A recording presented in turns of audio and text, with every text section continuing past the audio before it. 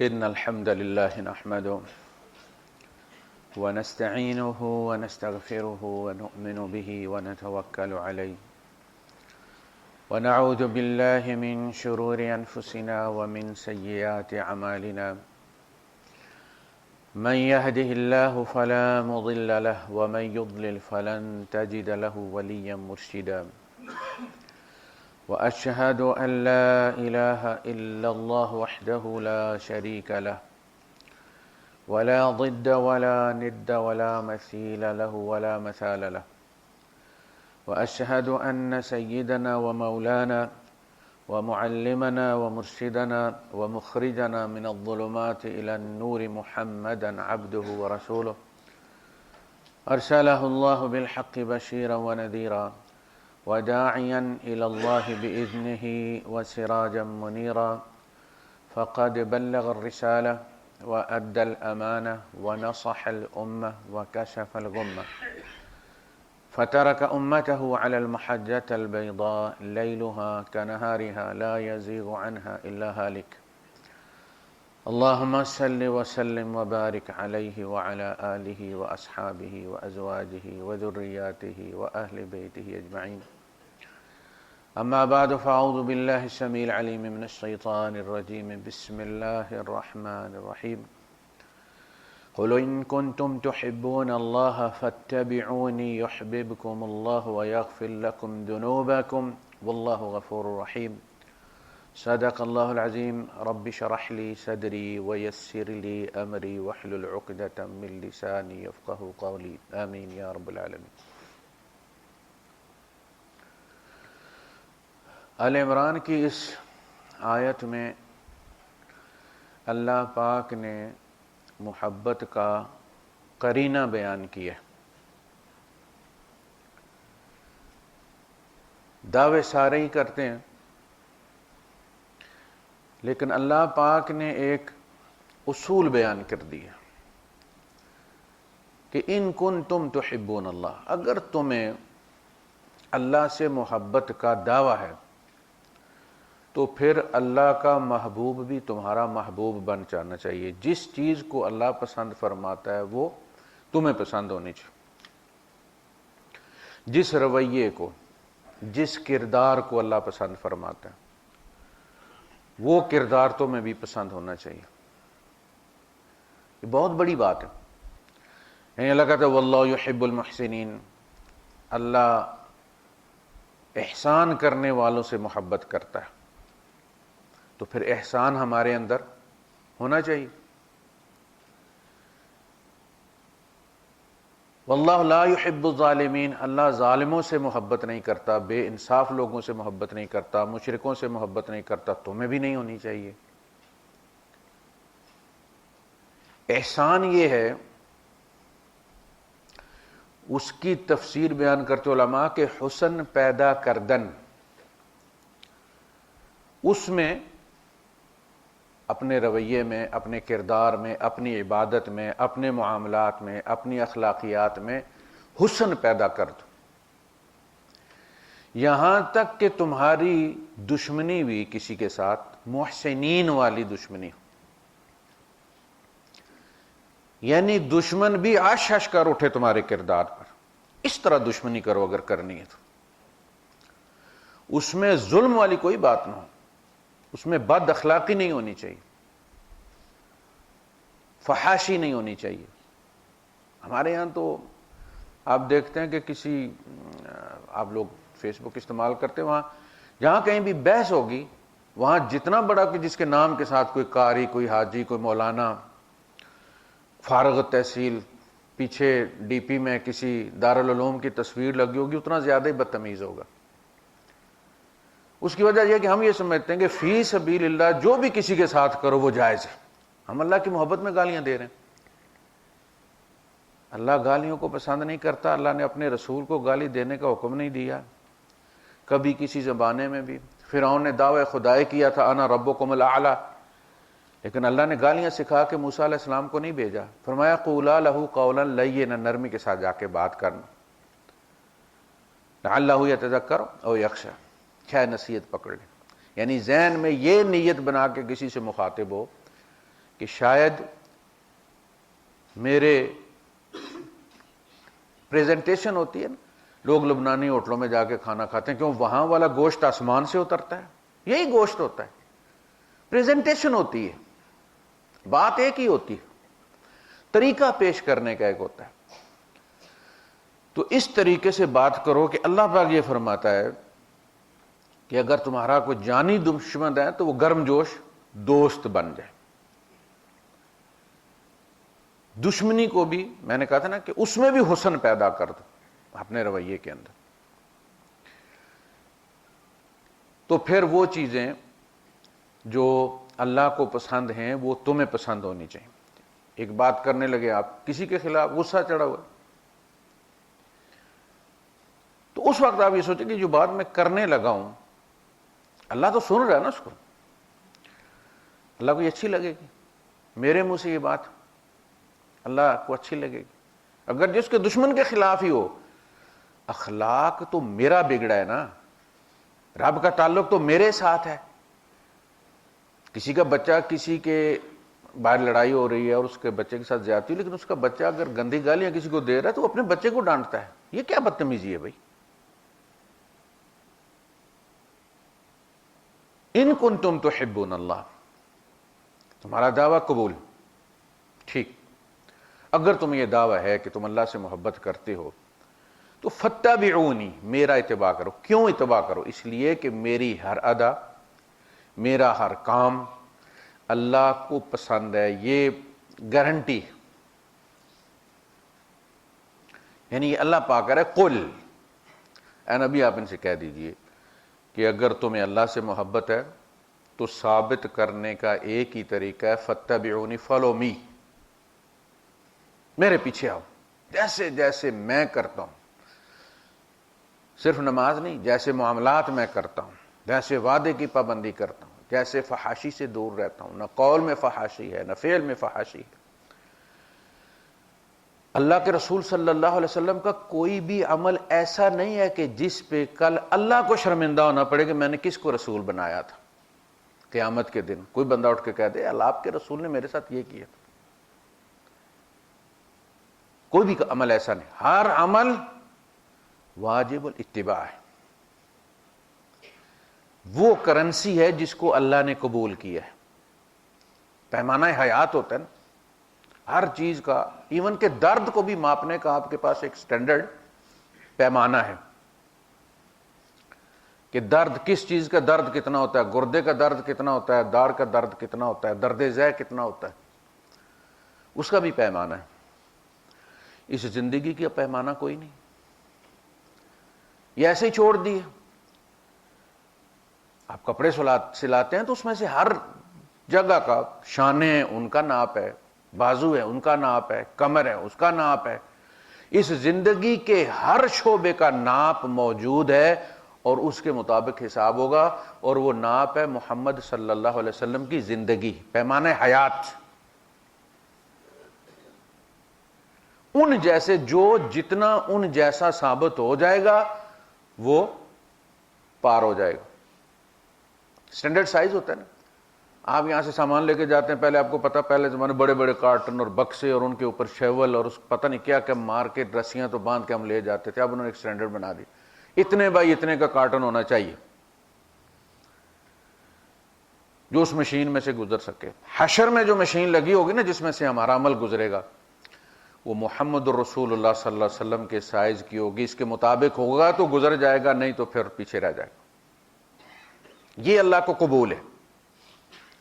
نمونہ اللہ اسی کو بناتا ہے جو اللہ کو قبول و منظور ہے۔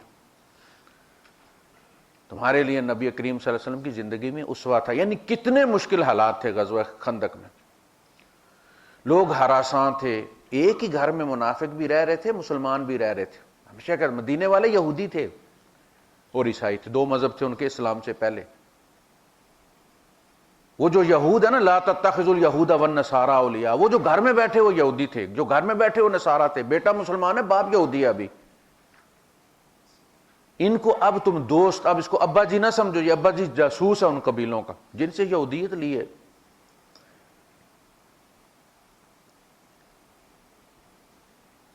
تو وہ گھر کے اندر موجود ہیں، ان سے بات نہیں کرنی۔ ہم یہ بات سمجھتے نہیں کہ اس کا پس منظر کیا ہے۔ تو عرض کر رہا تھا کہ جو پیمانہ مقرر کیا گیا اس میں آپ دیکھیں کہ غزوہ خندق میں اتنا ہراساں ہے، 2500 کی آبادی کو پیسنے کے لیے 30,000 لشکر باہر کھڑا ہے۔ یہاں کھانے کو روٹی نہیں، نبی کریم صلی اللہ علیہ وسلم کے بدن پر آپ نے لنگوٹ باندھا ہوا ہے، اوپر قمیص جو ہے وہ پھٹی ہوئی، وہ بھی ثابت نہیں، قید سالی ہے، سردی کا موسم، اور ایسے حال میں بھی ایسے سکون سے بیٹھے ہیں۔ یہ سکون تبھی آتا ہے جب یہ یقین ہو کہ اللہ میرے ساتھ ہے۔ باہر والے جتنے بھی ہوں، 30,000 بمقابلہ 2,500، اس 2,500 میں بچے بھی ہیں، عورتیں بھی ہیں، بوڑھے بھی ہیں، اور ادھر جو مارنے آئے 30,000 سارے جنگجو ہیں، اور سارے جتنے بھی لڑاکا قبائل تھے، بنو حوازن اور بنو ثقیف، اور سارے اکٹھے ہو کے آئے تھے۔ رسول اللہ ہراساں نہیں ہوئے، لیکن وہ جو اندر منافقین تھے ان کا ما وعدنا اللہ ورسولہ الا غرورا ولما رأى المؤمنون، مومنوں نے دیکھا تو کیا کہا، منافقین نے دیکھا تو کیا کہا، یا اہل یثرب لا مقام لکم فارجعوا، مدینے والوں نہیں، یثرب والوں، نام بھی پرانا استعمال کیا ہے، مدینے والا استعمال نہیں کیا۔ اہل یثرب تمہارے لیے اب اور کوئی بھی آپشن نہیں ہے، فرجعوا، پلٹ چلو واپس۔ کہاں پلٹ چلو؟ یا یہودی ہو جاؤ یا نصرانی ہو جاؤ، پلٹ کر پرانا مذہب اختیار کر لو۔ فرجعوا سے مراد یہ ہے،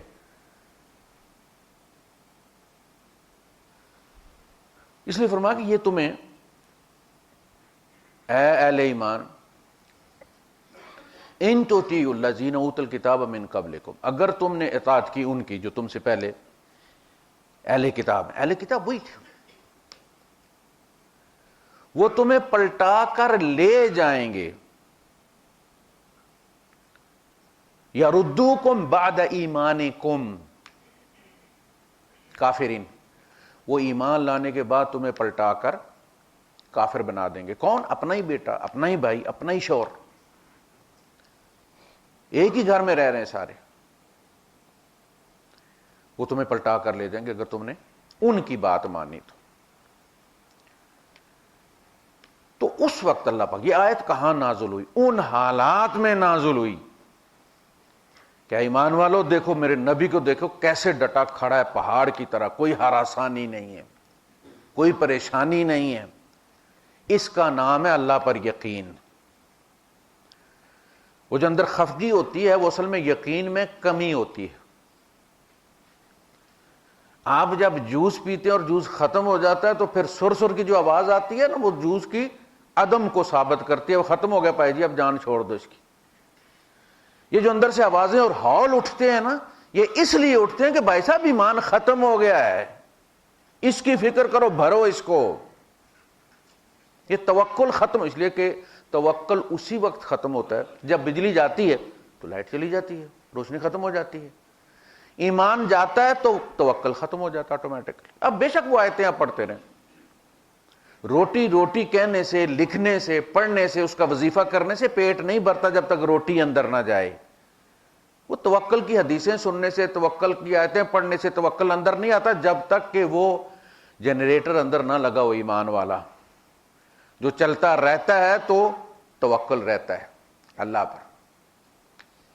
دیکھا نا، یوسف علیہ السلام دروازے کی طرف دوڑے ہیں، انہیں پتہ ہے دروازہ بند ہے، کیوں دوڑے؟ میرا کام دروازے تک دوڑنا ہے، کھولنا کام اللہ کا۔ میں قیامت کے دن کہہ دوں کہ اللہ دروازہ بند تھا تو اللہ کہے گا تو دروازہ جا کے چیک کیا تھا کہ کھلتا ہے کہ نہیں کھلتا۔ وَمَن يَتَّقِ اللَّهَ يَجْعَل لَّهُ مَخْرَجًا، جو اللہ کا تقوی اختیار کرتا ہے اللہ نے اس کے لیے ایگزٹ رکھا ہوا ہوتا ہے۔ عِندَهُ مَفَاتِحُ الْغَیْبِ، وہ غیب کے دروازے نہیں، رزق کے دروازوں کی چابیاں بھی اللہ کے پاس ہیں، کھول دیتا ہے۔ یہ توکل کہاں سے آئے؟ تو لقد کان لکم فی رسول اللہ اسوۃ حسنہ، اگر تم اللہ پر اور آخرت کے دن پر ایمان رکھتے ہو تو پھر میرے رسول کے اسوے کو دیکھو، ان جنگی حالات میں بھی کیا حال رہا ہے۔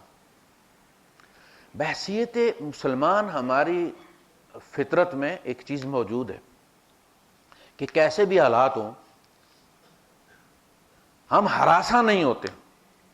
دشمن 7 لاکھ فوج لے آیا بارڈر پر، پتہ ہی نہیں، ہمارے یہاں نارمل زندگی چل رہی ہوتی، دیکھ لیں گے۔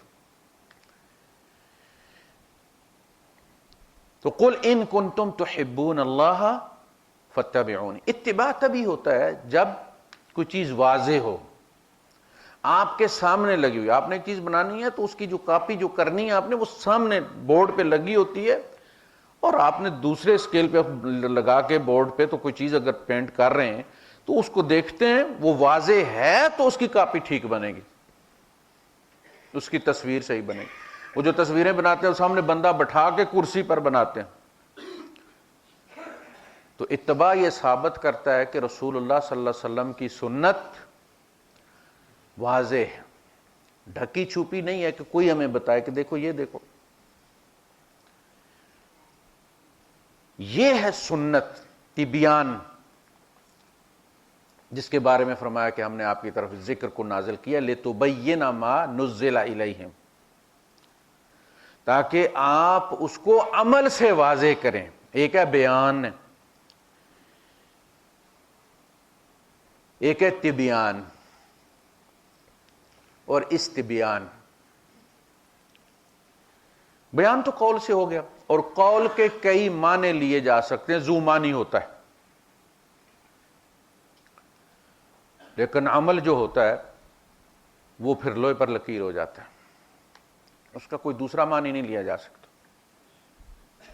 اس لیے نبی کریم صلی اللہ علیہ وسلم نے اس طرح نماز نہیں سکھائی جس طرح سے روزے میں ہم نماز سکھاتے ہیں، کھڑا کرتے ہیں اس کو، اس کے ہاتھ کانوں تک اٹھانے ہیں، یہاں باندھو، پکڑ کے ہاتھ رکھتے ہیں یہاں باندھو، باقی سنو اب یہ پڑھے گا۔ حضور نے ایسا نہیں کیا، حضور نے فرمایا جیسے میں پڑھ رہا ہوں ایسے پڑھو، بات ختم کر۔ صلو کما رأیتمونی اصلی، جیسے تم مجھے پڑھتے دیکھتے ہو ایسے نماز پڑھو۔ تمہارا بیٹا تمہیں دیکھ کر نماز پڑھے گا، اس کا بیٹا اس کو نماز دے کے پڑھے گا۔ اصل جو نماز ہے اس کا تعلق دیکھنے کے ساتھ ہے، بیان کے ساتھ نہیں، تبیان کے ساتھ، عمل کے ساتھ۔ ہم میں سے جتنے لوگ بھی ہیں انہوں نے جو نمازیں پڑھی ہیں اپنے بچپن میں، تو کوئی صفات و صلاۃ الرسول یا کوئی حدیث کی کتاب دے کے نہیں پڑھی، باپ کو دے کے پڑھی۔ ہمارا باپ کیسا تھا؟ کسی کے ساتھ جھوٹ بھی بولتا ہوگا، کسی کے ساتھ فراڈ بھی اس نے کیا ہوا ہوگا، وعدہ کر کے مکر جاتا ہوگا، ہماری والدہ کو مارتا بھی ہوگا، گالیاں بھی دیتا ہوگا، یہ ساری کمزوریاں موجود۔ لیکن نماز جو عمل ہے نا وہ کبھی ضعیف نہیں ہوتا، سنت ضعیف نہیں ہوگی، حدیث ضعیف ہوگی، قول ضعیف ہوتا ہے، عمل ضعیف نہیں ہوتا۔ ایک چور بھی جب نماز پڑھتا ہے نا تو وضو کر کے پڑھتا ہے، اور وضو کے پورے فرائض کرتا ہے۔ بڑے بڑے گھپلے مفتیوں کے مداربے نکلے ہیں، لیکن جب نماز پڑھتے ہیں تو ہمیں یہ یقین ہے کہ وہ وضو کر کے ہی پڑھتے ہیں۔ نماز لوگوں کا پیسہ کھا جاتے ہیں، وضو نہیں کھاتے، عمل میں ہم ان کو فالو کرتے ہیں۔ تو عمل میں ذوف نہیں ہے۔ بچہ جب رکوع کرتا ہے تو ساتھ میں مڑ کے دیکھتا بھی رہتا ابا کو، سجدہ کرتا ہے تو بھی دیکھتا رہتا اٹھا کہ نہیں اٹھا، دیکھ کے یہ نمازیں۔ وہ یمن کے جو صحابی ہیں جن سے روایت کرتے ہیں، 2 دفعہ مدینے آئے ہیں رسول اللہ صلی اللہ علیہ وسلم کے پیچھے، انہوں نے نماز پڑھی ہے، جن سے نماز ثابت کرتے کہ کانوں تک ہاتھ اٹھانے اور سینے پر باندھنے۔ حالانکہ اس روایت میں نہ سینے کا لفظ ہے نہ کانوں کی کوئی مخصوص جگہ ہے، نہ شانوں کا ذکر ہے۔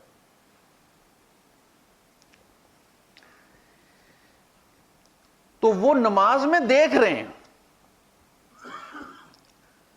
کہ جب میں اگلی بار گیا تو سردی کا موسم تھا اور وہ اپنی چادروں کے اندر ہی، اپنی کملیوں کے، چادروں کے، جو بھی اس وقت سردی کے لیے ڈانپنے، جو امیر تھا اس کے پاس کوئی کملی ہوگی، جو غریب تھا اس کے اوپر کوئی ہلکی پھلکی چادر ہوگی، وہ اپنی چادروں میں سے ہاتھ اٹھاتے تھے۔ اب ظاہر ہے جب چادر شانوں تک ہے تو ہاتھ بندہ اٹھائے گا تو شانوں تک ہی ہاتھ اٹھائے گا نا، اس نے کوئی چادر کا جھنڈا تو نہیں بنانا۔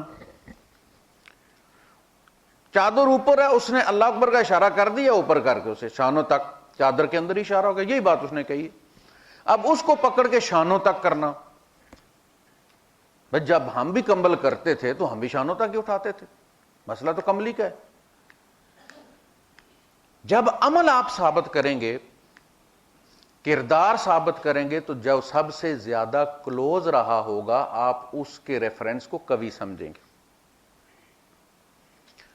کسی بھی جرنیل یا پریزیڈنٹ کی جو بایوگرافی لکھی جاتی ہے، اس کے جو ریفرنسز دیے جاتے ہیں وہ بڑے کلوز لوگوں کے دیے جاتے ہیں۔ یہ ان کا کور کمانڈر رہا ہے جی، یہ ان کا فلاں رہا ہے جی، فلاں رہا ہے جی، جتنا قریب ترین کوئی ہوگا اس کا ریفرنس ہیوی ہوگا۔ کسی صدر کے بارے میں اس کے گورنر کا بیان زیادہ اہمیت کا حامل ہے بنسبت اس کے کہ کوئی چاندنی چوک پہ اس نے چاٹ والی ریڑھی لگائی ہوئی اور وہ صدر کے بارے میں کوئی بات کرتا ہے، ظاہر اس کی کوئی ویلیو نہیں ہوتی۔ بات اس نے بھی کی ہے، ہو سکتا ہے کہ اس گورنر کی نسبت یہ والا جو ہے یہ زیادہ متقی ہے، وہ ریڑھی والا گورنر نماز بھی نہیں پڑھتا، لیکن جس شخص کے بارے میں وہ بات کر رہا ہے اس شخص کے وہ زیادہ کلوز ہے، اس کی بات میں وزن ہوگا۔ اگر کسی کو سنت کی تلاش ہوتی تو سب سے پہلے ابو بکر صدیق رضی اللہ تعالیٰ کی سنت دیکھنی چاہیے تھی نا، کہ وہ نماز کیسے پڑھتے ہیں، کیونکہ حضور مصلی ان کو دے کر گئے نا۔ اس زمانے میں ایسا نہیں ہوتا کہ وہ مقرر کر دی اور خود نماز نہ پڑھی۔ مدینے کی مسجد میں جو خلیفہ ہوتا تھا وہی جماعت کراتا تھا، جمعہ اور جماعت۔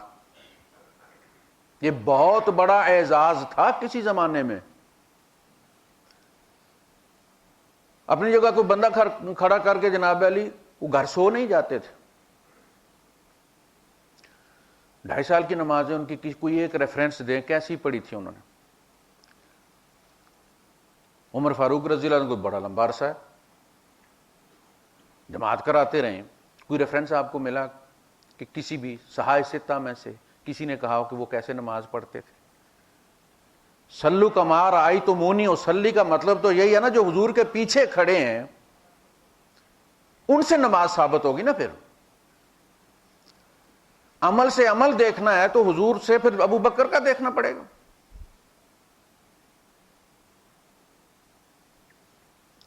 عمل ہمیشہ کاپی ہوتا ہے۔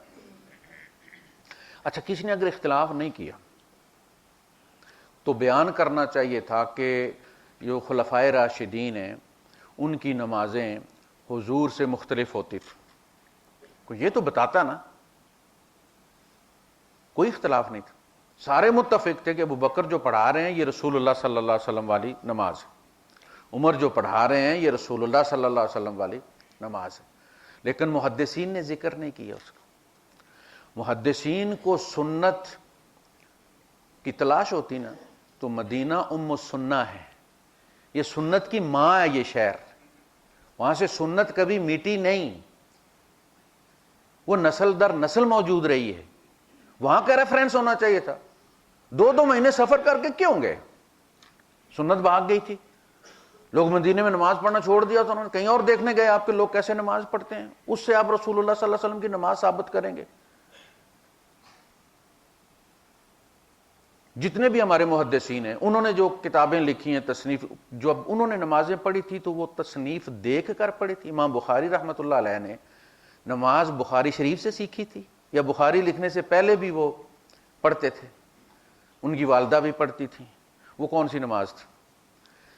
جب ائمہ چاروں کے چاروں نہیں ابھی پیدا ہوئے تھے، لوگ نماز نہیں پڑھتے تھے، جنازے نہیں ہوتے تھے، وضو غسل نہیں ہوتے تھے، جائیدادیں تقسیم نہیں ہوتی تھی، لوگ زکوٰۃ نہیں دیتے تھے۔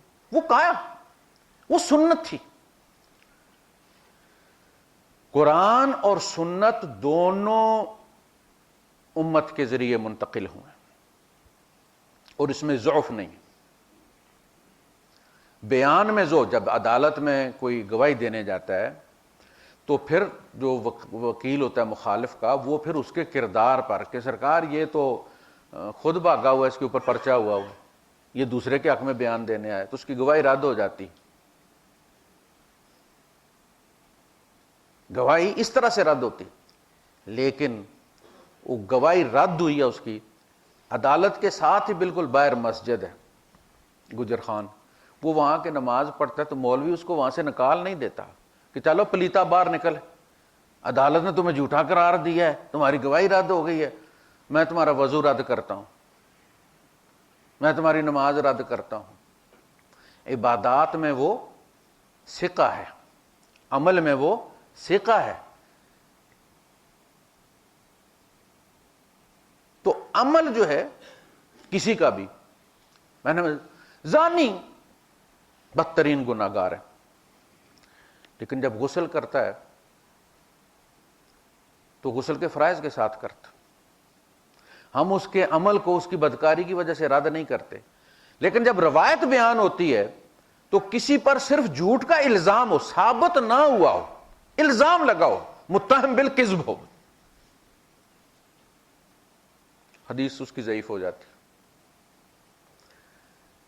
تو دین اس طرح نہیں کھڑا ہوتا ضعیف کی ٹانگوں پر، دین کتاب و سنت پہ کھڑا ہے، دو ٹانگوں پہ کھڑا ہے.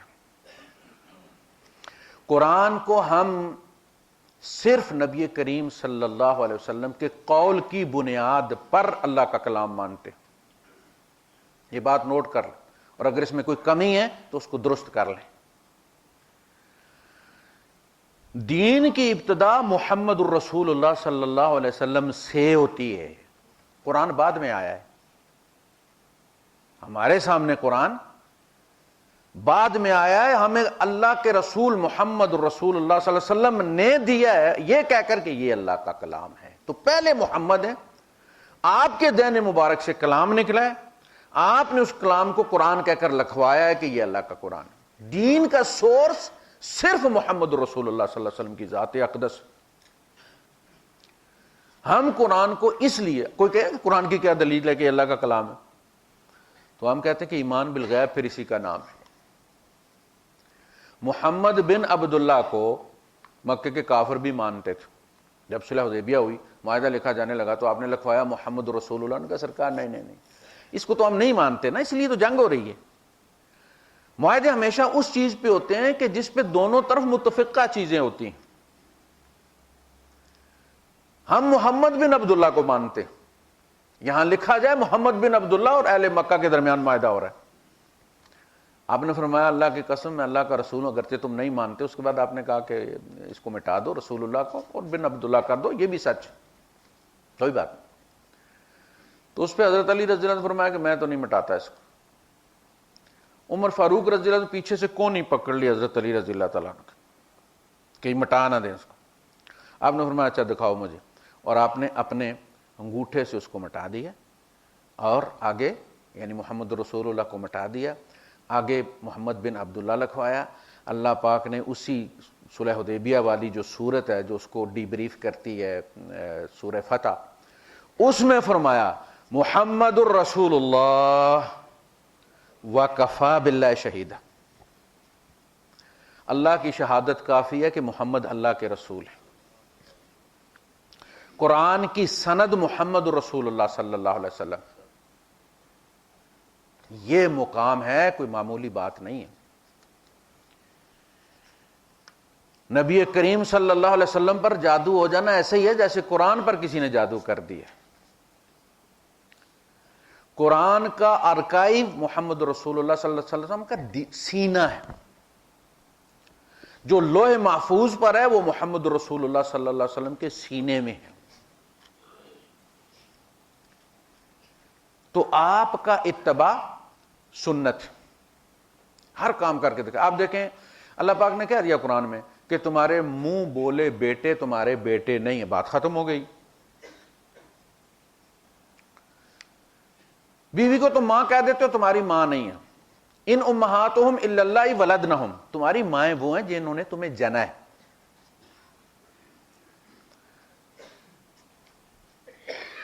ذالکم قولکم بافواہکم، یہ تمہارے منہ کی باتیں. اللہ نے کہہ دیا، قرآن میں نازل کر دیا کہ منہ بولے بیٹے تمہارے بیٹے نہیں ہیں، وہی بیٹے ہیں جو صلب سے. اب اس کو سنت بنانا ہے تاکہ واضح ہو جائے. آپ کو ایک تھیوری پڑھائی جاتی ہے، وہ بیان ہے کلاس میں، اس کے بعد آپ کو لیبارٹری میں لے جایا جاتا ہے اور پھر اس کا تبیان کیا جاتا ہے کہ وہی چیزیں جو وہاں تمہیں کہیں کہ یہ سامان ہونا چاہیے وہ یہ سامان ہے، اتنی فلاں چیز ہونی چاہیے، اتنی فلاں چیز ہونی ہے، وہ ڈالو. اس کو کہتے ہیں پریکٹیکل، اس کے الگ نمبر ہوتے ہیں. قرآن تھیوری بیان کرتا ہے تو پریکٹیکل محمد رسول اللہ صلی اللہ علیہ وسلم سے کروایا جا رہا ہے، کر کے دکھایا ہے کہ منہ بولے بیٹے کی متعلقہ سے شادی حضور کی کروا کے ان کی صدیوں کی روایت کو منسوخ کر دیا گیا. ان کے یہاں منہ بولے بیٹے کی، جس کا مکے میں حرم میں اعلان کر دیا جائے کہ یہ میرا بیٹا اور میرا وارث ہوگا، یہ ان کے یہاں سلبی بیٹے کی طرح ہوتا تھا، اصلی بیٹا بن جاتا تھا. جیسے ہم کہتے ہیں یہ میری بیوی ہے، میں اس کو قبول کرتا ہوں، یہ میری بیوی ہے، تو اصلی بیوی بن جاتی ہے. اسی طرح وہ کرتے تھے. حضور نے بھی کہہ دیا کہ یہ میرا بیٹا ہے، میرا وارث. زید ابن حارثہ اور رسول اللہ صلی اللہ علیہ وسلم دونوں ہم عمر تھے یا 2 سال کا فرق تھا؟ یہ کوئی ایسا نہیں کہ حضور تو جوان تھے اور زید ابن حارثہ جو تھے وہ بھی چھوٹے بچے تھے. دونوں ہم عمر تھے. حضور نے وارث قرار دیا تھا بطور بیٹا، اور اس کو پھر ان کی متعلقہ سے شادی کر کے کتنی لمبی زبانیں منافقوں نے نکالی ہوں گی، اللہ نے اس کو سنت بنا دی. وآخر دعوانا الحمدللہ.